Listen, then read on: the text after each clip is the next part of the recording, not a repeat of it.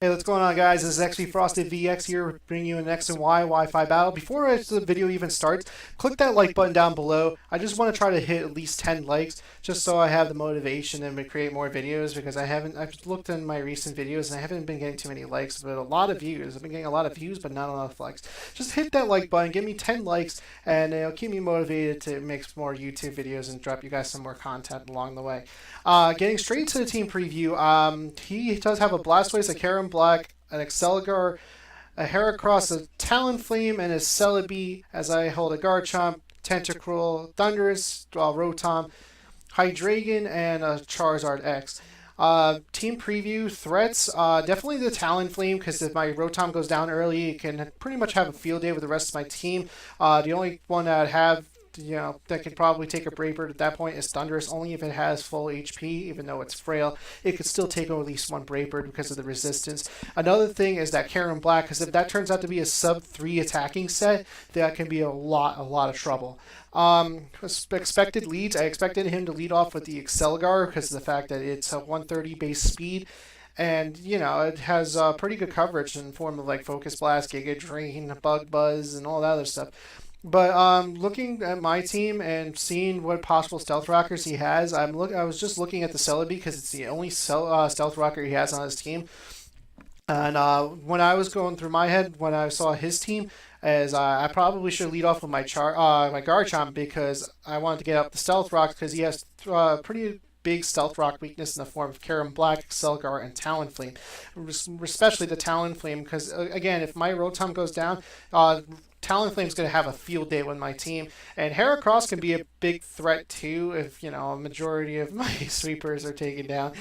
But regardless, let's get into this match. I've been talking way too much. So like I said in the team preview, I wanted to get up Stealth Rocks as he does have a Celebi and the only Stealth Rocker on his team. So I knew he'd lead off with the Celebi as I lead off with my Garchomp to get the Stealth Rocks up. And we both immediately went for the Stealth Rocks because, we both had some Stealth Rock weak Pokemon. He was worried about my Charizard. I was worried about his Talonflame / Excelgar, because that Excelgar could possibly be really annoying because it can outspeed everything on my team except my Hydreigon, because it's Scarf. After he sets up the Stealth Rocks, he decides to switch out and goes into his Blastoise. And when I was looking at the team preview, honestly, I completely forgot the fact that Blastoise even got Rapid Spin. It's been so long since I've seen a Rapid Spin Blastoise. But I decided to go for the Fire Blast just in case he decided to go into his Talonflame. I just wanted to be able to get some damage off at least. But, as you've seen by that damage after Stealth Rock, that did absolutely nothing. So, on that note, I know he's got a Rapid Spin. I realized I didn't have a Spin Blocker, so he's just going to go for the Rapid Spin. I wanted to preserve my stash. I just didn't want to lose my stash too early, so I went to my Tentacruel just to wall this thing in general and possibly get the Stealth Rocks off on my side of the field because my Tentacruel also knows Rapid Spin. I'm thinking about teaching Toxic to this thing because honestly, I would have went for the Toxic first, expecting him to switch out or stay in because Blastoise is extremely bulky. But after I got the Rapid Spin off, he actually did me a favor and actually roared me out into the perfect check to this Blastoise. This is my Thundurus, which I can freely Volt Switch because he doesn't have any ground types on his team, which is amazing. He's forced to switch out and he goes into his Celebi as I expected him to go into. It was either that or the Karen Black, but he does go into the Celebi, and obviously that did nothing. That's a Life Orb Thundurus with Stab Volt Switch, and I know it's resistant and all, but that's got to be especially defensive Celebi, no questions asked. I made a pretty dumb play here, and I go into my Hydreigon, and kind of blocking out the fact that this thing can possibly be carrying Thunder Wave like most Celebis do. And I just went for the Dark Pulse, and this is when I realized that, like, oh crap, he carries Thunder Wave. And I'm like, oh no! So I lost my Choice Scarf on a really bad play on my end. So pretty much my Hydreigon was pretty much useless at this point. But I wanted to keep it in because I wanted to try to take down the Celebi as long as it didn't have Recover. It didn't go for the Recover, it just went for the Stealth Rocks. Just, again, because he's worried about my Charizard and my Thundurus coming in and out. you know, it's forcing my limited switches and everything. So Celebi pretty much did his job, so he decides to, you know, fodder it off right there. On hindpoint, I think he should have just kept the Celebi if it had recover, because, you know, he could have possibly set up Stealth Rocks on an easier time against, like, my Thunderous or some sort. He does go into his Excelgar after his Celebi gets taken down, and I go into my Tentacruel because Tentacruel can resist the Bug Buzz that was coming in. I didn't want to lose my Hydreigon. Even though it's crippled, I still feel like I could do some damage during the match. So, yeah, I take that very nicely. Not as well as I hoped for, but he realizes this and he goes into his Karam. And on the switch, I decided to go for the Rapid Spin. And because I got rid of his Celebi late early game, I'm able to get rid of the Stealth Rocks, and the Stealth Rocks are gone for good, which is amazing, so I can switch in my Charizard and Thunderous anytime without having to worry about Stealth Rock weaknesses. But this thing is still a threat, though, and there's nothing I can do to this thing. But the only reason I stayed in is, like, again, if this turns out to be a substitute variant, I really don't want this thing behind a substitute. So this was why I was trying to go for the Sludge Bomb there. But after it got rid of the Stealth Rocks and Celebi is no longer in the game, I decided to just fodder it off there because I didn't see any more use to Tentacruel at that point. Expecting him to switch out because he knows that I'm faster than him, I decided to go for the Stealth Rocks as he makes a smart play and goes for the Ice Beam, predicting me to go for the Stealth Rock as I go down to 1% HP because of my Focus Dash, which I was hoping to preserve late game for the Talonflame is now diminished. And here I thought he was going to switch out here. But he didn't, and I over-predicted. It has costed me my Garchomp. I could have saved my Garchomp for, like, Blastoise and get some heavy damage off on the Outrage and stuff like that. But the fact that I over-predicted, I lose my Garchomp, which is not the biggest deal ever. But, you know, I could have preserved that Garchomp, you know, for late game, for possibly forcing his Talonflame to attack me and use Rough Skin damage on that. But I go into my Thunderous because I know I can outrun the Kyurem, and I go for the Volt Switch just to take it down. As I go for the Volt Switch, you know, I take some Life Orb damage, and I decide to go and pull a switch into my Rotom because it's the most reliable thing I have to go into. And like I said before, the Talonflame is a huge, huge threat. So if my Rotom goes down, Talonflame is going to have a field day with my entire team, especially since my Hydreigon is paralyzed, even though, you know, I don't even think Hydreigon can take a Brave Bird to begin with. But I have to keep my Thunderous around just in the case that my Rotom does go down. But I do get the Hydro Pump. For some reason, this thing has enough bulk to withstand a Hydro Pump from a Rotom and lives. So I'm forced to go into my Charizard because this is the only thing I have that can really take a Bug Buzz at this point. That Quad resists it. And even though it Quad resists it does like 30-40 damage or so, and he goes and does another one. I didn't go for the Mega Evolution there because I wanted to keep the Quad resist. So I go for the Dragon Dance, and after one Dragon Dance, I'm able to outrun his entire team, including the Excelgar. So I took the opportunity now to go for the Mega Evolution because, you know, again, I wanted to be Quad resistant to his Bug Buzz.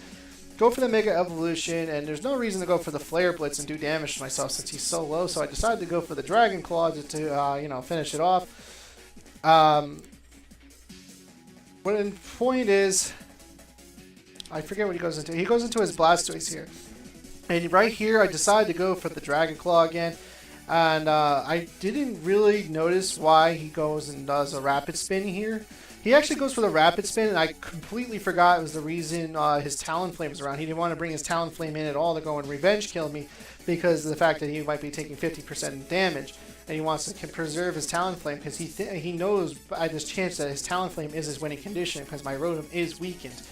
So he goes for the Rapid Spin, he gets the Stealth Rocks off the field, which cost him his Blastoise, but it does give him an open opportunities to have Talonflame come in and Revenge Kill me without having to lose this much HP. But because my Rotom is weakened, and I feel like my Rotom can take a Brave Bird, but I don't want him to take too much damage because I don't want to get 2-hit KO'd. So I'm forced to leave my Charizard in so I can bring in the Rotom so I could possibly take a Brave Bird and rest up the damage. As he doesn't want to go for that chance, and he actually switches out, and I believe he goes into his Heracross here, because, you know, the Heracross Mega Evolution actually carries the Bullet Seed. So I do go for the rest here, and luckily for me, I get to full HP. which was absolutely amazing, because now if I can keep this Rotom at a very reasonable amount of HP, I can deal with the Talonflame later on, because I already lost, you know, a lot of key Pokemon, and that Talonflame can have a field day if not, you know, dealt with right. But I didn't understand the threat I had at hand, which was this Mega Heracross, and because I knew he was going to go for the Bullet Seed, I decided to switch into my Paralyzed Hydreigon to take the hit, because it's no longer of use anymore because it's paralyzed, and Mega Heracross at this point can actually outrun Hydreigon. And as it's doing pretty much no damage, I know he's going to hit me with either the Pin Missile or the Arm Thrust next turn. So I decided to fodder off the Hydreigon and try to get a free switch into my my Thundurus, so I can at least get some more damage onto this thing. As he goes for the Rock Blast, I'm guessing is switching up moves, because, you know, I was resisted the Bullet Seed, and just in case I switched into the Thundurus, you know, he would OHKO me from there. But he's at a reasonable amount of HP, and I didn't expect this to kill, but I really wanted to get some damage off on this thing. So I go for the Thunderbolt, which is Life Orb boosted, and that did really respectable damage, but it's going to cost me my Thundurus.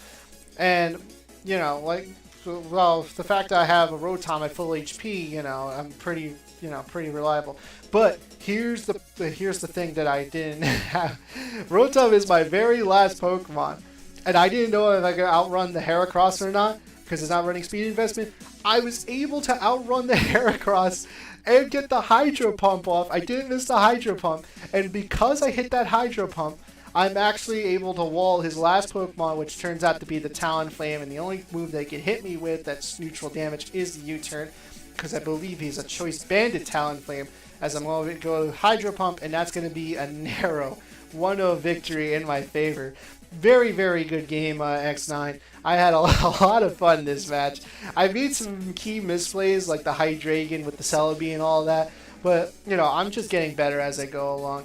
So if you guys enjoyed that video, please click that like button. I'm striving for like 10 likes. I know it's not a lot, but I'm not expecting too much. You know, I just want to see if you guys really support me in making these YouTube videos. So please click that like button. It will motivate me more. If you guys want to follow me even further, if you guys are new to my YouTube channel, I stream regularly on Tuesdays, Thursdays, and weekends. And sometimes I'll update you guys on Facebook. I do also have a Facebook page. I also have a Twitter account, but I don't use Twitter too much. Though, if you guys are really interested, you know, follow me on Twitter, and I'll start getting used to it, you know, start using it and whatnot. I'll leave some links for the previous battles I had in the description below, or in the, you know, on the finished screen. But until then, guys, later.